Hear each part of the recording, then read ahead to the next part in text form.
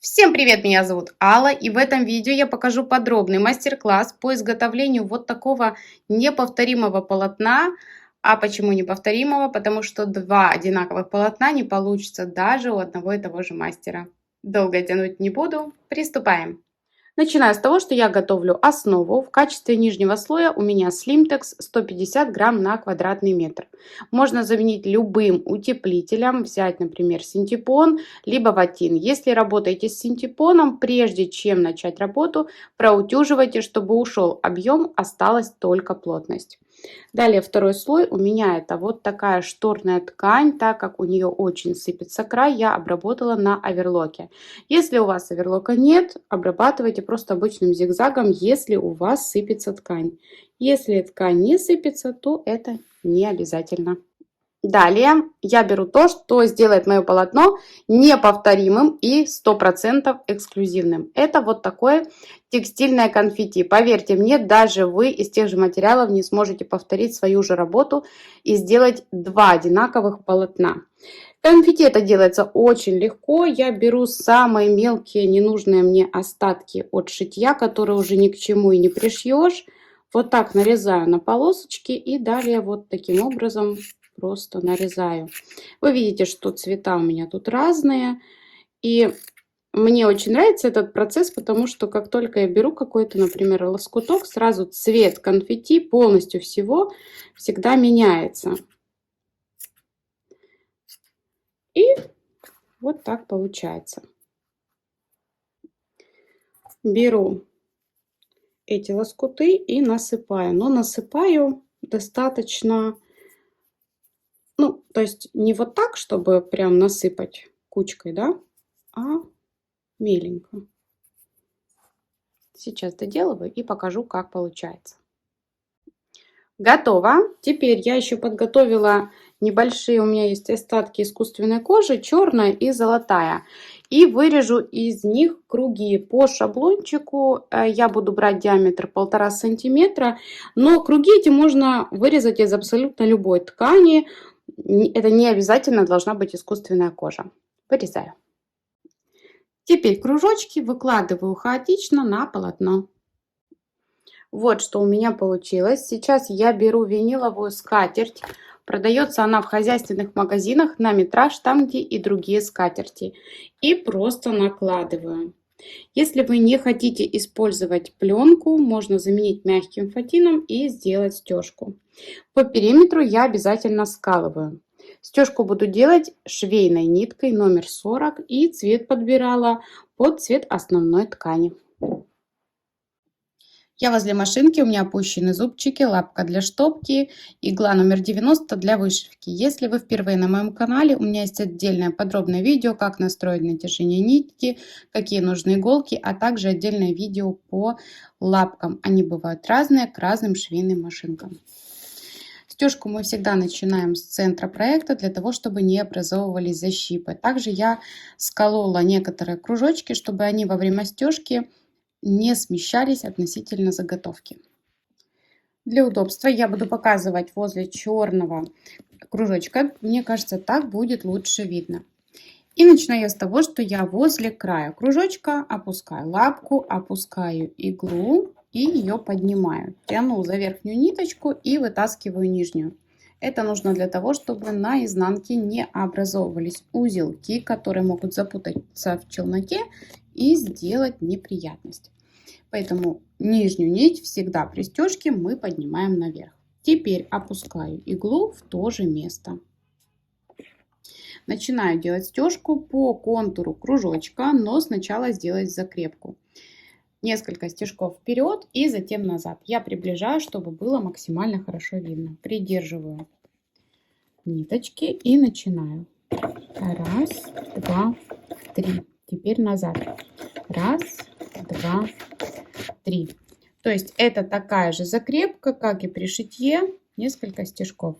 Теперь продолжаю двигаться по контуру, просто его обходя. Не спеша, я показываю медленно, и если у вас нет опыта в стежке, то я также рекомендую вам делать все на маленьком ходу. дошли до края. И теперь смотрите, я немножечко сделаю дальше, чтобы было лучше видно и понятно. Кончики можно срезать, но я немножко уведу иглу и затем срежу. Теперь я двигаюсь прямой строчкой, делая петельку. Дальше снова прямая строчка, снова петелька уже в другую сторону. И перехожу так до следующего круга. Сейчас все покажу наглядно. Тут можно, конечно, уже ускориться. Петелька. Просто нить светлая, поэтому плохо видно. Не забываем про булавочки. Их нужно убирать, чтобы они никуда не попали. И вот так продолжаю. Петелька. Снова петелька. Дошла до кружочка и обхожу его по контуру. Нитка светлая, плохо видно, но это идеальное решение для новичков, для тех, у кого получается еще неровный стежок, для тех, у кого не набита рука, будем так говорить. Это просто идеальное решение. То есть тут не будет видно никаких огрехов. И я продолжаю. Петелька в другую сторону. Можно их делать не так часто, как я, например, да.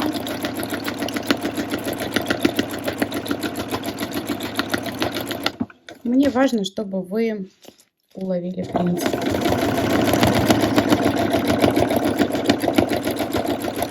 Если вы хотите эту стежку петельками осмотреть поближе, изучить получше, у меня есть подробное видео, где я делаю такую стежку. Тоже там я обхожу по контуру, но не круги, а бабочки. И делаю такую стежку контрастной ниткой. Я там взяла черную нить, поэтому там все идеально видно. Просто я вам хочу показать, что можно сделать полотно, которое будет и красивым, на котором не будет видны ваши неровности в стежке. Но тут, конечно, еще важно, чтобы вы все простегали, чтобы никакой пузырь не остался, ничего не забыли.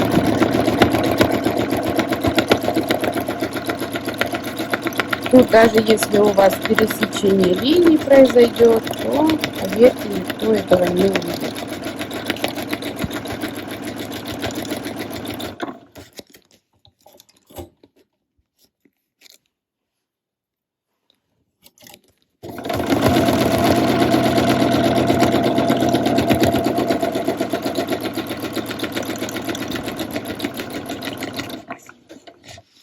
Так, вот что у меня получается. Я немножко ушла в бок.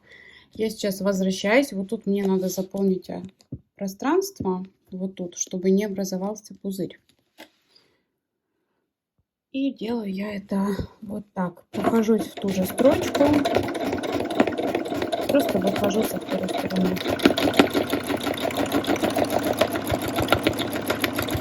Ой! Смотрите. Не досмотрела и зашла стежкой на кружок.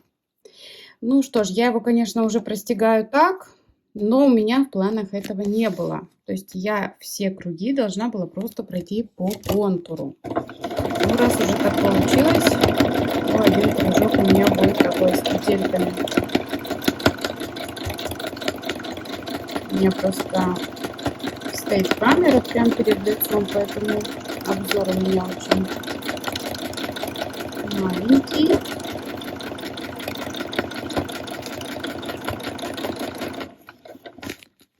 Но я буду контролировать.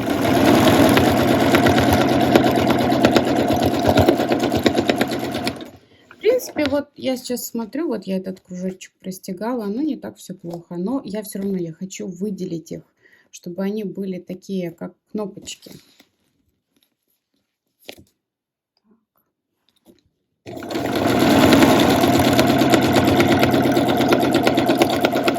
И так продолжаем. Я думаю, тут все понятно. Продолжаю за кадром и покажу уже конечный результат. Стежку я закончила, и сейчас я выравниваю прямоугольник, делаю мелкую строчку для того, чтобы стежка не распустилась, и срезаю лишнее. Полотно мое полностью готово, вот так оно выглядит. Посмотрите, какая разница между простеганным кружочком и когда они простеганы по контуру. Они выглядят очень интересно, забирают на себя все внимание, а вот эти конфетти придают такой просто эффект. В общем, результатом довольна, мне все нравится. Вот такая изнанка. У меня все будет закрыто подкладкой, поэтому вот тут закрепка. Видно, да? Из подобных полотен можно сшить абсолютно любое изделие. У меня на канале много изделий из подобных заготовок. Кто не видел, ссылочки все я оставлю в описании под этим видео. Переходите и смотрите. На этом видео подходит к концу. Если вам понравилось, поставьте лайк, напишите комментарий, а также подписывайтесь на канал, если вы еще не подписаны. Если остаются какие-то вопросы, всегда можно написать мне личное сообщение. Все мои контакты есть в описании под этим видео. На сегодня все. Всем пока-пока и до новых встреч на моем канале.